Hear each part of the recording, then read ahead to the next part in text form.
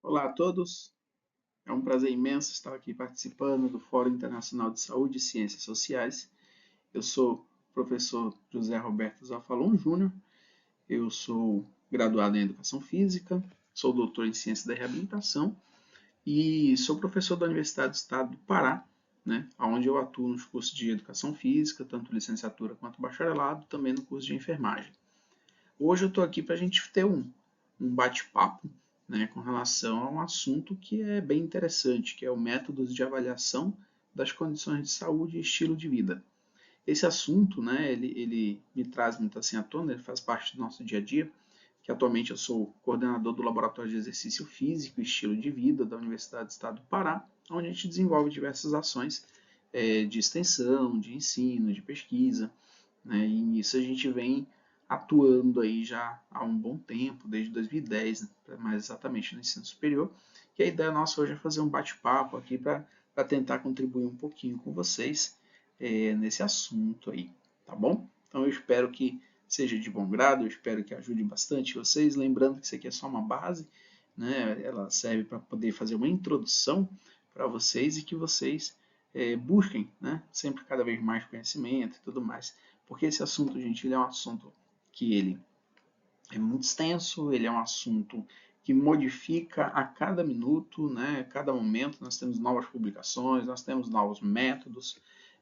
Então isso aqui é uma base, é uma introdução para que você consiga ter aí um início, de carreira, para quem está na graduação ainda ou para quem já está formado, para estar se atualizando um pouquinho também, tá bom? Então vamos lá conosco para a gente poder fazer esse nosso bate-papo. Para começar, o nosso assunto, tem um questionamento, sobre a avaliação em saúde. Mendes et al. 2017, eles colocam que a avaliação em saúde ela é um processo contínuo, dinâmico, que fornece informações essenciais para o planejamento, implementação e avaliação de ações voltadas para a promoção da saúde. Né? O que é isso? Quando a gente fala que ele é um processo contínuo e dinâmico, não adianta a gente simplesmente estabelecer um momento de avaliação. A avaliação ela tem que ser contínua. Então, conforme o nosso planejamento, e aí a gente tem que pensar se nós estamos atuando aonde. Nós estamos atuando no meio escolar, nós estamos atuando em uma academia, em um estúdio, nós estamos atuando em uma unidade básica de saúde. E essa nossa atuação, ela implica em quê?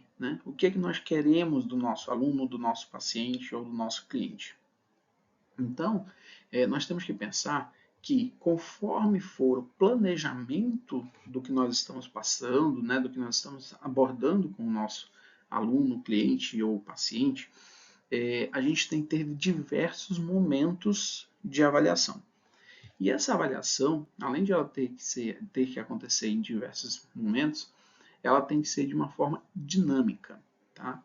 Por quê? Porque ela não pode ser simplesmente de uma forma, ela não pode ser a mesma forma sempre. Eu estou falando que tem que avaliar cada vez de uma forma diferente? Não, não é isso. Mas nós temos que pensar sim, inclusive conforme o grau, conforme a situação que o nosso cliente, o nosso aluno, o nosso paciente, ele está e a partir dali, do que ele apresenta de uma melhoria, apresenta ali de uma evolução, nós temos que dinamizar essa avaliação do processo de avaliação em saúde, Nós temos que dinamizar para quê? Para que ele se torne mais completo, para que ele possa ser capaz de identificar coisas que inicialmente a gente não tinha identificado, por exemplo. E quando nós temos uma avaliação mais dinâmica, uma avaliação em saúde, que ela é mais dinâmica, ela acaba fornecendo com isso informações essenciais para o nosso planejamento. Então imagina, por exemplo, quem atende de personal trainer, quem atende em um estúdio, seja de pilates, treinamento funcional, crossfit ou algo assim do tipo, essa avaliação dinâmica ela vai estar justamente fornecendo informações que vão nos auxiliar a aprimorar o planejamento, a implementar novas ações para a promoção da saúde daquela pessoa que nós estamos ali lidando. E isso tudo, gente, ela tem a ver justamente com o dinamismo, com uma variedade de avaliação conforme é o objetivo daquela pessoa que está buscando a promoção da saúde. Tá? Então, nesse sentido, quando a gente avalia, né, um indivíduo, nós temos que pensar em diversos aspectos, inclusive aspectos que vão além do aspecto físico. Né? Porque, por exemplo, uma pessoa que ela busca um treinamento funcional, por exemplo, ela está buscando ali, no primeiro momento, ela pode pensar, ela quer emagrecer, ela quer melhorar a sua condição física.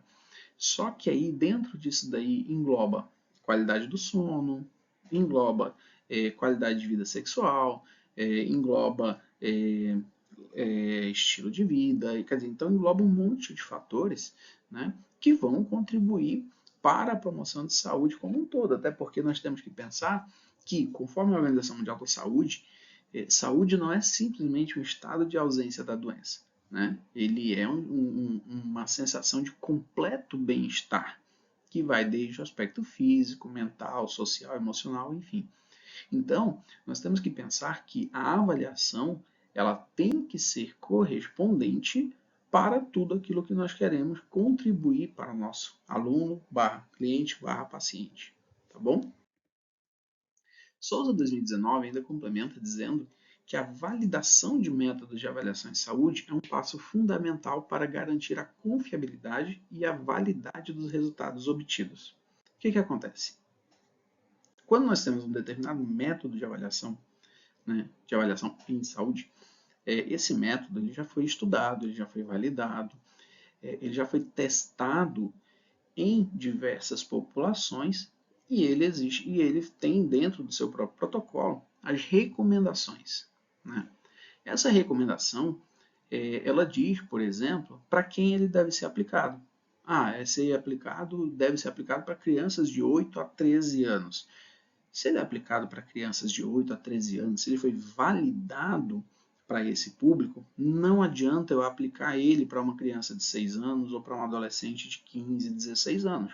Ele vai ser incompatível com o nível daquela pessoa, né? Ele vai ser incompatível com a especificidade daquela pessoa. Então, nós temos que ter cuidado ao selecionar o nosso método de avaliação. Por quê? Porque ele precisa ser validado, tá? Esse é um passo fundamental para poder garantir essa confiabilidade. Porque o que acontece? Quando a gente coloca, né, o ideal é que o percentual de gordura de uma pessoa seja abaixo de X%. Esse ideal que foi definido, ele foi definido para uma população. Né? Que população é essa? Então, nós temos que pensar, essa população, ela é para a população brasileira? Ela é para uma população de algum país europeu? Né? De algum país asiático? Então, para que população foi que foi validado esse quantitativo do percentual de gordura? Né? E eu estou colocando assim um exemplo a grosso modo, né? Mas nós temos aí especificações que elas inclusive vão ser influenciadas conforme biotipo, né? Conforme estrutura corporal, que inclusive vai ser influenciado por diversos fatores, inclusive pela nacionalidade. Então, quando a gente escolhe um método de avaliação em saúde, temos que escolher um método que ele foi ou criado, né, ou adaptado pelo menos e validado para a população a qual eu estou querendo. Então, por exemplo, diversos testes eles são criados para uma finalidade e muitas vezes eles acabam sendo adaptados para outras realidades. Nós temos, por exemplo, o teste de avaliação motora, que é o KTK. Ele foi criado inicialmente para crianças com deficiência e depois ele foi adaptado para crianças sem deficiência. Né? Outros métodos, por exemplo, o questionário do IPAC, que é para avaliar o nível de atividade física, ele foi criado inicialmente para adultos saudáveis.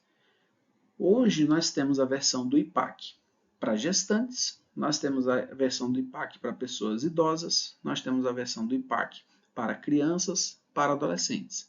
Né? Então imagina, um único instrumento de avaliação, ele pode ser utilizado. É o mesmo instrumento? Não, ele sofre adaptações. E a cada adaptação, ele é validado para aquele público o qual ele está sendo direcionado.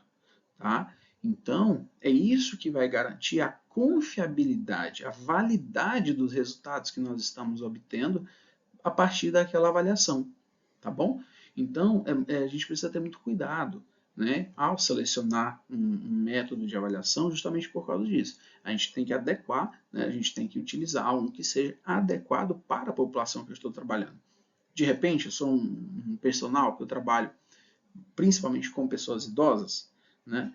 Eu quero avaliar o desenvolvimento motor, né? Eu quero avaliar a motricidade dessas pessoas. Eu vou avaliar o teste, eu vou utilizar o teste KTK? Não, porque ele é feito para crianças. Eu vou usar o Manual de Desenvolvimento Motor do Francisco Rosa Neto? Não vou, porque ele também é a escala de desenvolvimento motor? Não, porque ela também é para crianças. Em compensação, o mesmo autor tem a escala motora da terceira idade, que é o EMTI.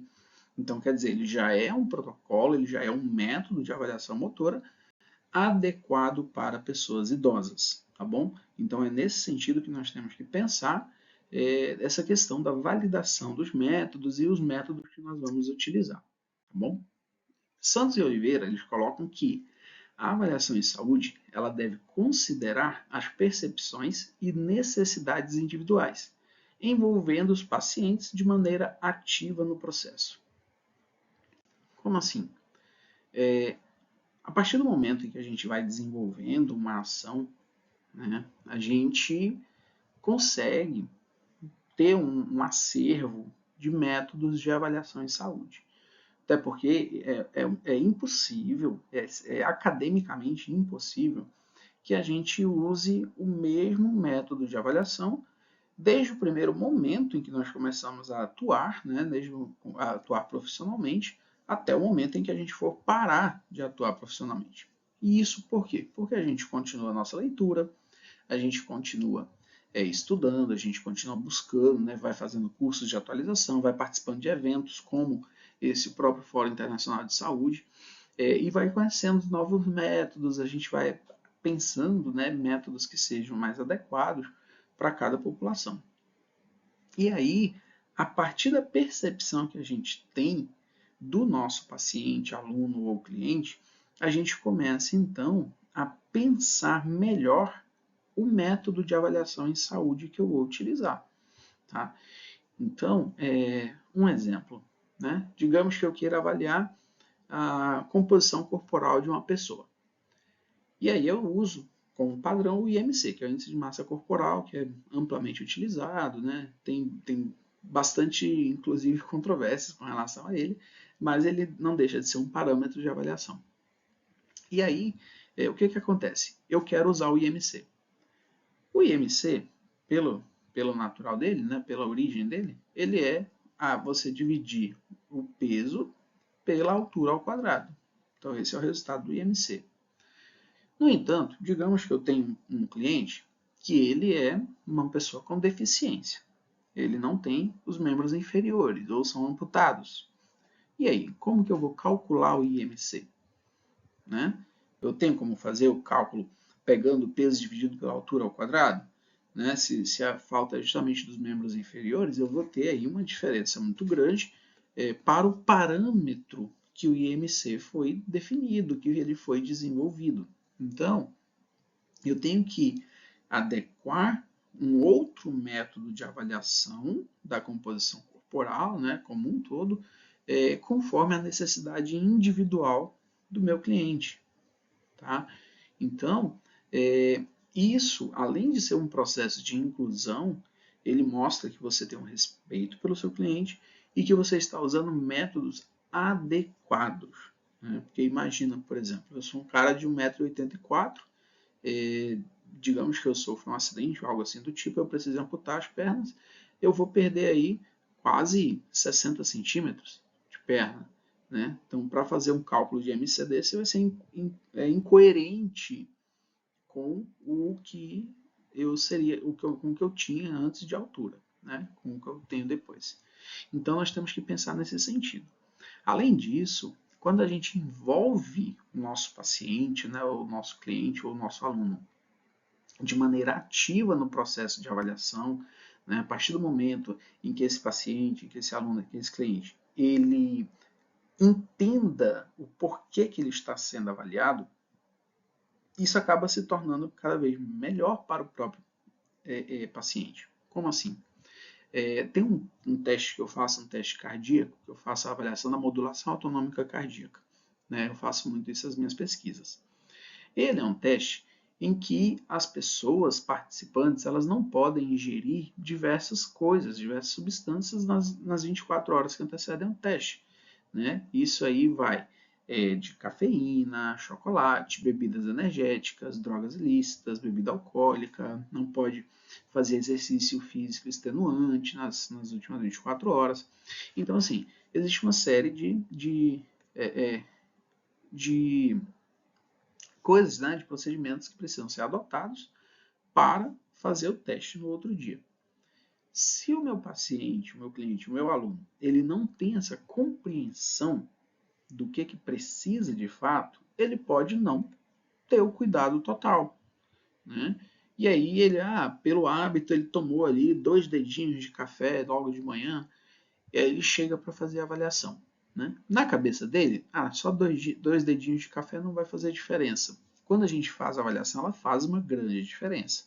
Né? Então isso também implica com relação à maneira em que nós estamos inserindo o nosso paciente.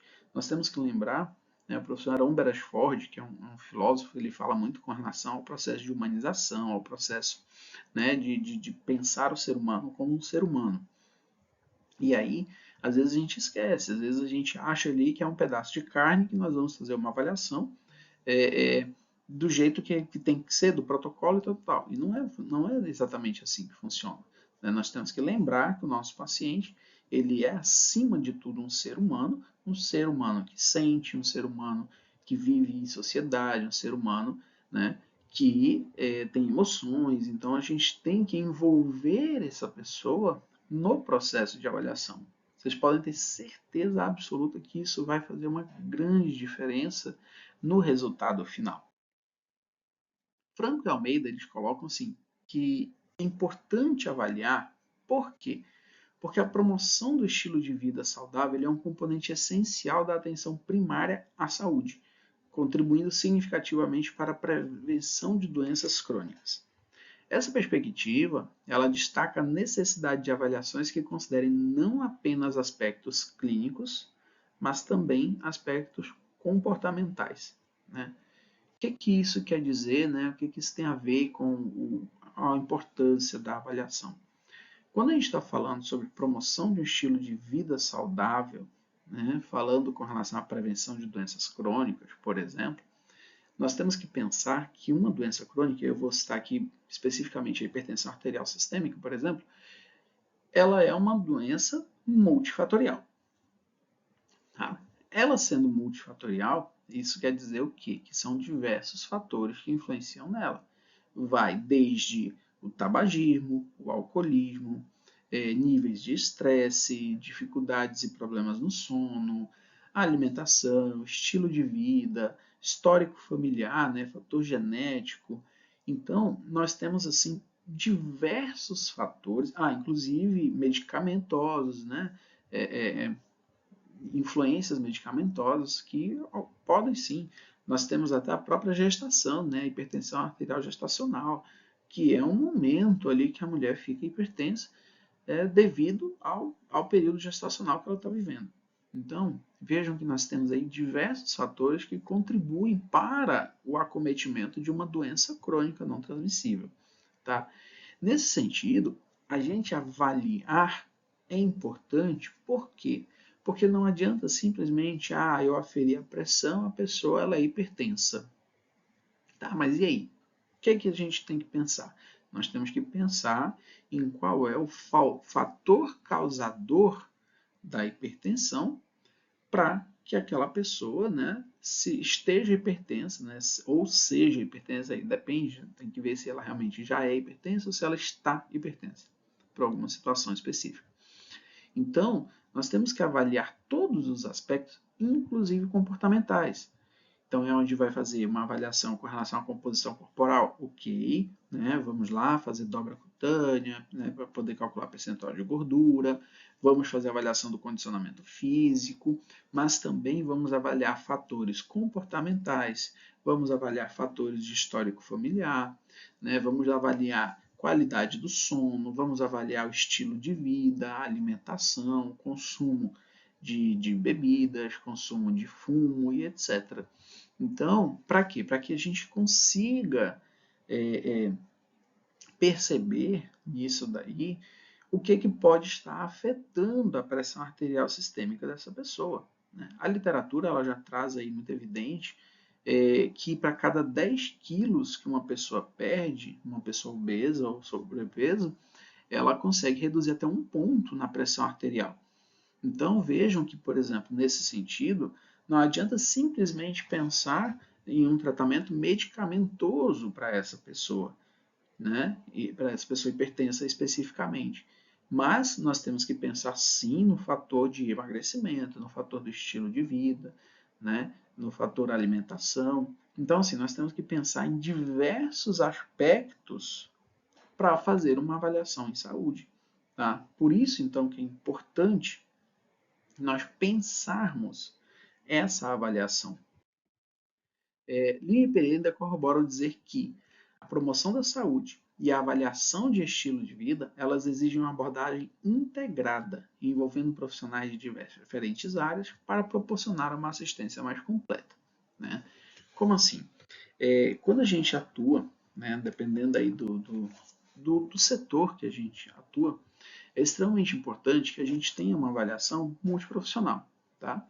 Então, por exemplo, imagina se um profissional de educação física ele faz a avaliação física, faz a avaliação do condicionamento físico, e aí ele associa essa avaliação, por exemplo, com um nutricionista que vai fazer uma avaliação nutricional daquela pessoa, com um cardiologista que já vai fazer uma avaliação cardiológica da pessoa, com um psicólogo, né, que vai fazer a avaliação com relação a estresse, com relação a fatores comportamentais. Quer dizer, você acaba tendo aí uma ampla possibilidade de compreensão dessa pessoa. Tá? E isso por quê? Porque às vezes a gente dessa forma consegue identificar, olha, o problema não é a alimentação, a pessoa se alimenta bem. Olha, a pessoa ela está se exercitando bem, né? Então qual é o problema? Por que ela está com esse problema cardíaco? Ah, será que é só estresse? Será que essa pessoa sofre de ansiedade? Será que ela apresenta algum problema psicológico? Né? Então vejam que aí a gente consegue ter mais parâmetros para compreender o estado de saúde daquele meu paciente, do meu cliente, do meu aluno. Né? E isso, gente, para vocês terem uma noção, tem se tornado tão comum a função da equipe multiprofissional que, por exemplo, hoje, para você ver, uma pessoa, né, ou uma criança, ou até um adulto mesmo, quando vai fazer uma investigação para o transtorno do espectro do autismo, ele passa com se for uma criança, né, passa com neuropediatra, passa com o psicólogo, passa com o terapeuta ocupacional, passa com o fonoaudiólogo. Então, quer dizer, é uma equipe multiprofissional. Tá? E isso por quê? Porque se a gente quer promover a saúde de um indivíduo, nós temos que ter uma avaliação, né, que possua uma abordagem integrada com diferentes áreas de aprendizagem, com diferentes áreas profissionais. E isso vai me proporcionar uma compreensão muito melhor do que é, né, ou de quais são os problemas que estão sendo acometidos ali, né, pelo qual o meu paciente, meu cliente, meu aluno, ele está passando, e assim eu posso ter uma atuação muito mais eficiente, muito mais assertiva quando eu quero fazer o tratamento, né, ou o acompanhamento desse meu paciente, cliente, barra aluno, tá bom?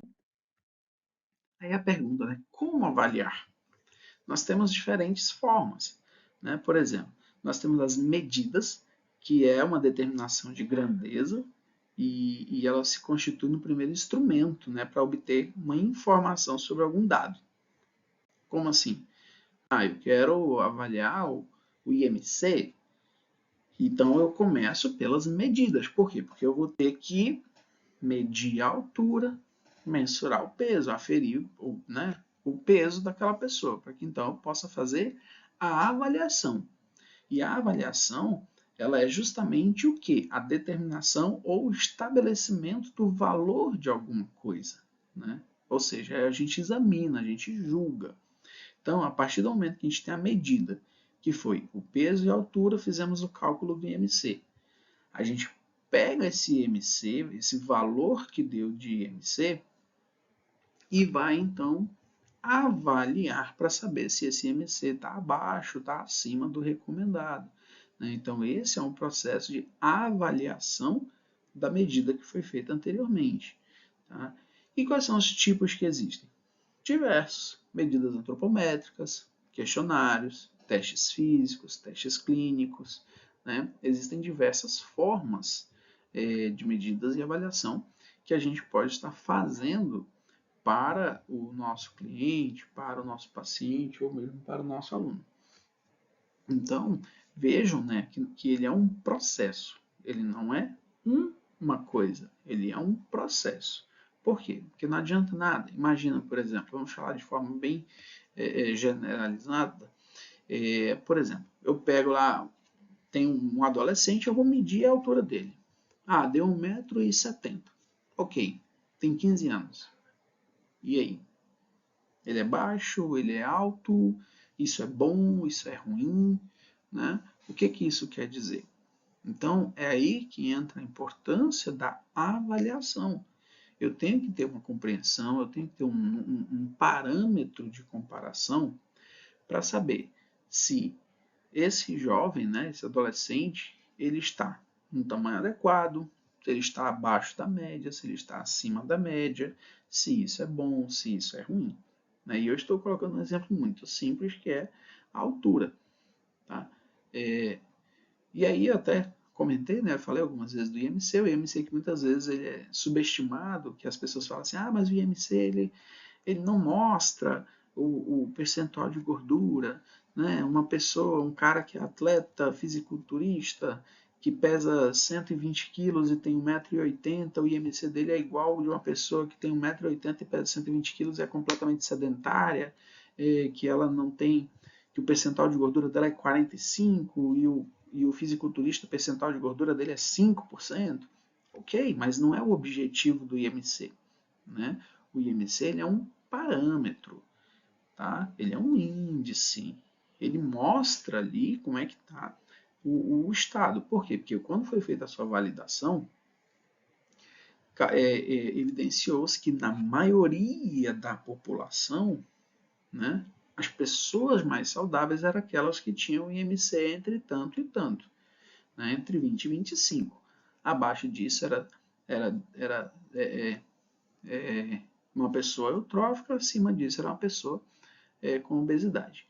Então, nós temos que pensar nesse sentido, né? Qual é o parâmetro que eu preciso para a minha especificidade profissional? Eu estou atuando de que forma? Né? Eu estou trabalhando com treinamento esportivo, eu estou trabalhando em uma clínica, eu trabalho em um estúdio, eu trabalho com o quê? Trabalho com reabilitação. Então é a partir disso daí. Eu trabalho com reabilitação. Ok, vou lá fazer uma avaliação por dinamometria. E aí eu quero avaliar a força de contração bicipital. Né? Aí vou falar um número bem aleatório, tá, gente? Vou dizer aqui que deu 5. Ok. E esse 5? Ele quer dizer o quê? Tá bom? Tá ruim? Né? Qual é o sistema de medida que é utilizado? O dinamômetro que eu utilizei. Qual foi o dinamômetro que eu utilizei?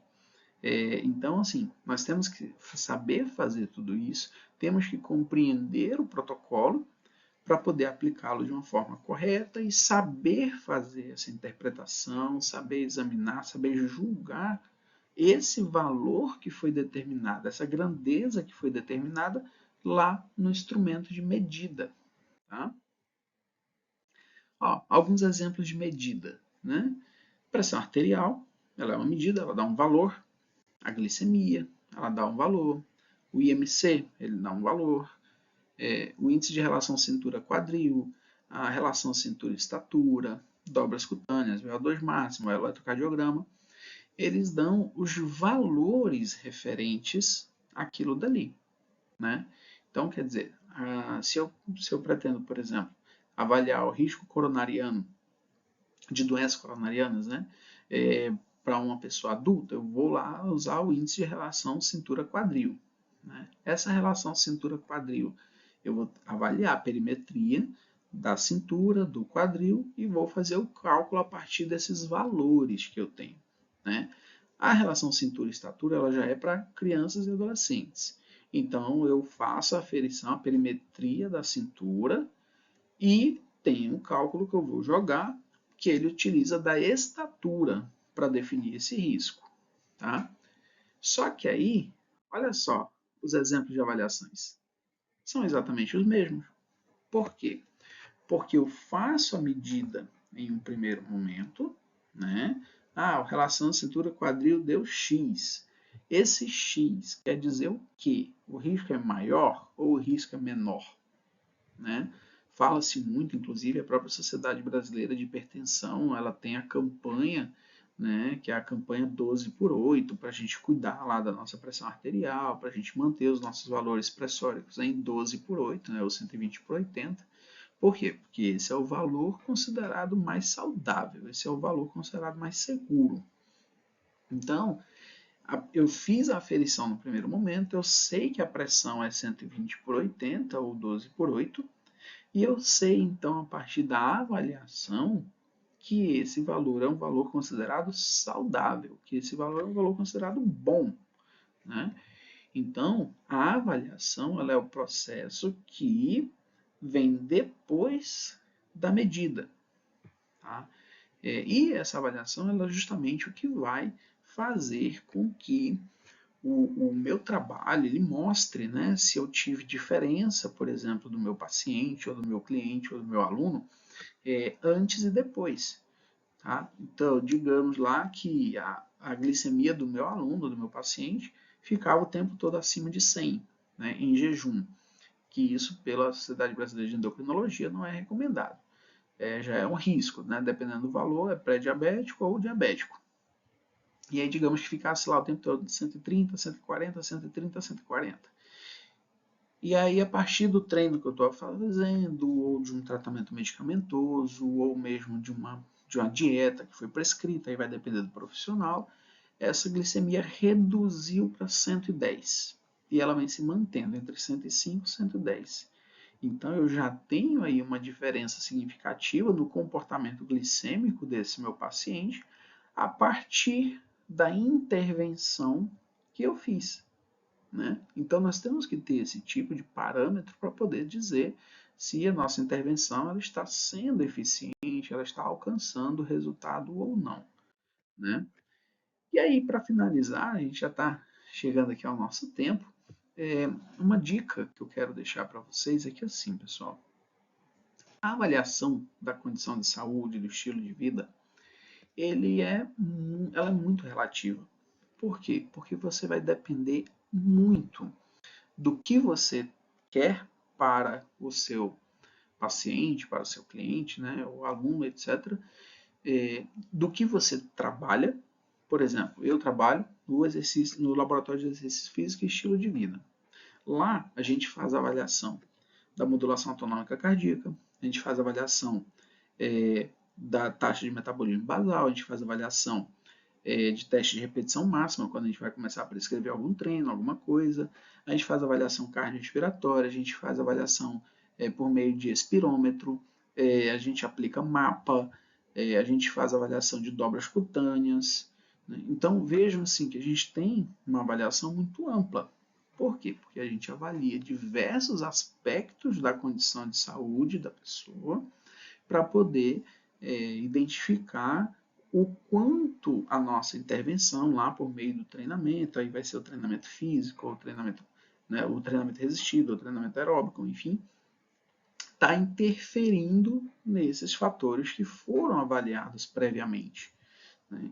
Então a gente tem que se adequar conforme ao instrumento que nós temos que nos adequar conforme ao objetivo da minha intervenção profissional, né? Nós temos que nos adequar conforme a necessidade do nosso paciente, do nosso cliente ou do nosso aluno. Até porque assim, também não adianta nada a gente querer fazer 500 tipos de avaliação e a pessoa falar assim, olha, não, eu não tenho tempo para fazer tudo isso. Imagina, esses tanto de teste, esse tanto de avaliação aí, eu vou ter que ficar vindo aqui 10 vezes no consultório, na clínica, na academia, no estúdio, enfim. Eu vou ter que vir 10 vezes aqui só para fazer a avaliação.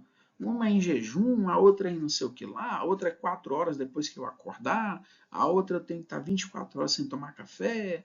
Então, assim, vejam que não adianta a gente também querer ampliar demais a nossa avaliação se ela vai ser incoerente para o que o nosso paciente, cliente ou aluno ele espera do nosso serviço, né? Então a gente precisa ter esse insight, a gente precisa ter essa percepção do que é necessário para o nosso cliente.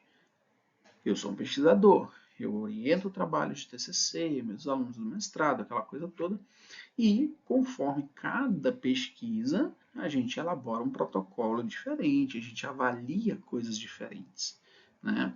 Agora, tem situações que não adianta a gente querer aplicar dinamometria, não adianta a gente querer aplicar todas essas avaliações, porque elas realmente vão ser incompatíveis para o que o meu cliente, para o que o meu paciente, ele está aguardando, né? E além disso, pessoal, uma outra dica que eu dou é que assim, por exemplo, às vezes tem equipamentos que são extremamente caros, né? Eu gostaria muito de trabalhar com ergospirometria, só que é um equipamento bem caro. Não dá? Vamos trabalhar com a espirometria. Ou então, não dá? Vamos trabalhar com teste de Cooper, né? Para a gente poder estimar a VO2 máximo, por exemplo. É a mesma coisa que fazer uma ergospirometria? Não, não é. Os dados são muito mais limitados. Porém, é um começo. É melhor fazer o teste de Cooper do que não fazer nenhum teste para condicionamento, né? Então, nós temos que pensar dessa forma. Por quê? Porque a gente vai adaptando, a gente vai adequando, vai investindo e é extremamente importante que a gente se mantenha atualizado, buscando, né, cursos de atualização, buscando ver o que o mercado oferece para a nossa área de avaliação, para a nossa área de atuação, né? Então essa eu digo assim para vocês que é a principal dica de todas. E no mais, eu quero agradecer a você que está nos assistindo. Esse é o meu nome, eu sou José Roberto Afalão Júnior, sou professor da UEPA. Esse é o meu e-mail, se de repente quiser fazer um contato, quiser tirar uma dúvida, né? Às vezes trocar uma ideia, pedir uma sugestão, estamos aí à disposição. Às vezes eu demoro um pouquinho para responder, mas eu sempre tento responder conforme o mais rápido possível, tá? E aí eu espero que esse nosso bate-papo aí tenha sido interessante para vocês, que possa ter contribuído para a formação de vocês, tá bom? Então, desde já, muito sucesso a todos vocês e que vocês tenham um excelente Fórum Internacional de Saúde e Ciências Sociais. Muito obrigado a todos.